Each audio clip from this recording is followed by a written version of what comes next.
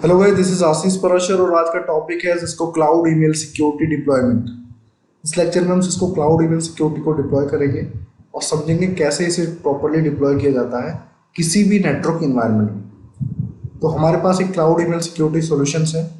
तो जब भी आप कोई डिप्लॉयमेंट कर रहे हैं, सबसे पहले आपको सिस्टम एडमिनिस्ट्रेशन पे जाके फीचर की चेक करना है। फीचर की आपको डिटेल बताएगा कि क्या क्या फीचर्स आप इसमें डिप्लॉय कर सकते हैं। तो जैसे यहाँ पे ऑप्शन है इनकमिंग मेल हैंडलिंग। इसका मतलब है कि जो क्लाउड ईमेल सिक्योरिटी है उसमें हमने इनकमिंग मेल हैंडलिंग का लाइसेंस परचेज कर रखा है। हम इनकमिंग मेल्स कॉन्फ़िगर कर सकते हैं, आउटगोइंग भी कर सकते हैं, बट आउटगोइंग इसी के साथ इसमें एडअप होता है।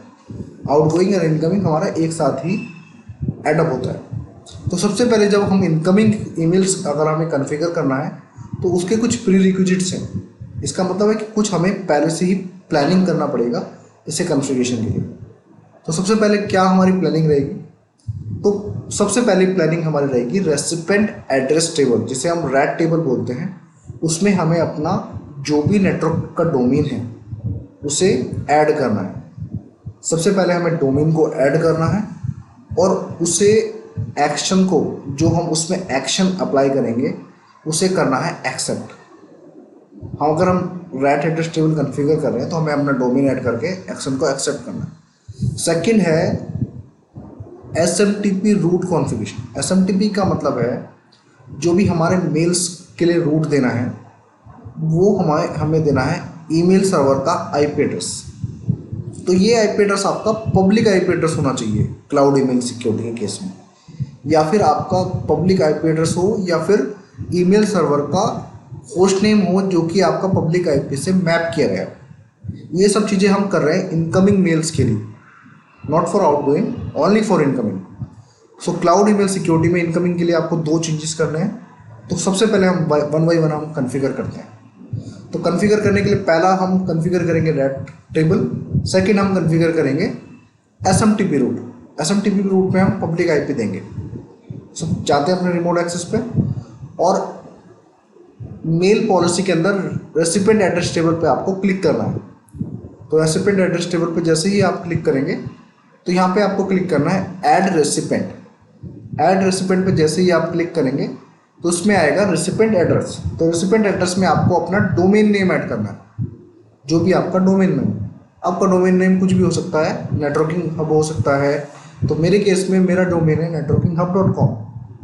तो मैं यहाँ पे ऐड करूँगा networkinghub.com और उसे सेव करूँगा। तो यहाँ पे देखिए अभी नेटवर्किंग हुआ तो मुझे यहाँ पे चेंज करके नेटवर्किंग हब करना पड़ेगा।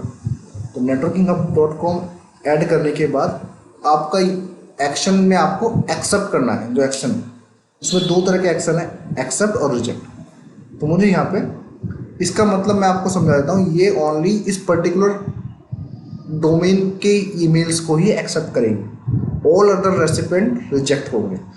तो SMTP रूट पे आपको नेटवर्क पे जाके क्लिक करना है, SMTP रूट पे।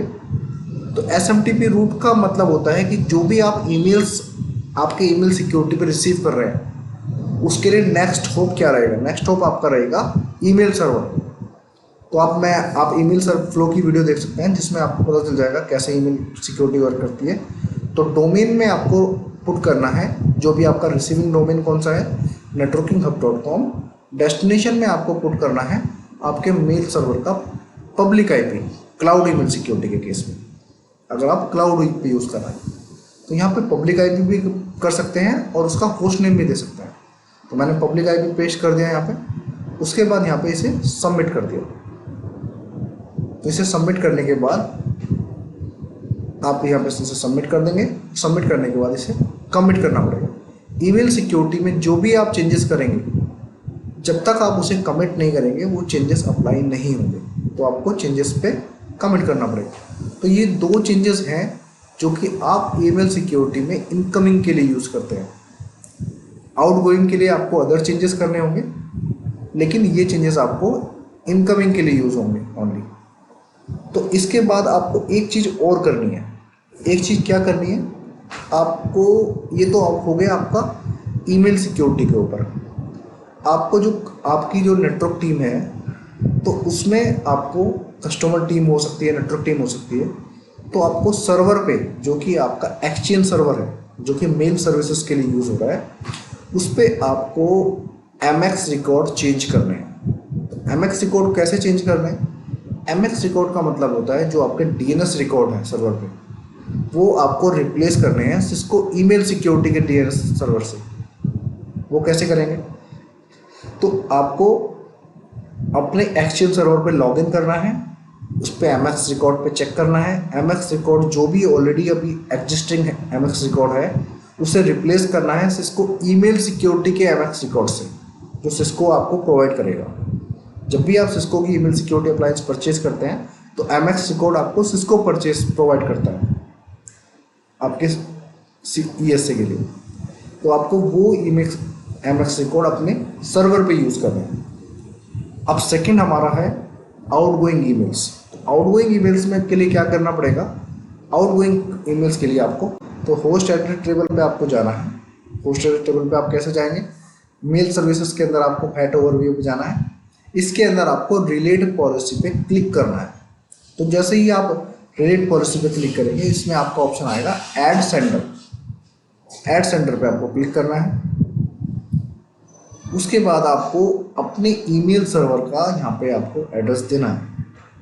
तो रिलेट आप क्या कर रहे हैं? ईमेल जो भी आपके ईमेल्स हैं, अगर इनकमिंग है तो आपके इस ईमेल्स एसएमटीपी के रूट के थ्रू होगा, और अगर आपका आउटगोइंग है तो आउटगोइंग आपका इस सर्वर रिलेट के थ्रू वर्क करेगा।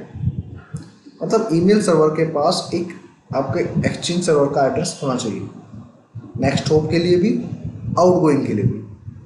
तो क्लाउड ईमेल सिक्योरिटी केस में आपका लिस्नर होते हैं पब्लिक। पब्लिक लिस्नर आप डिफाइन करते हैं। वीडियो में इतने। Thanks for watching.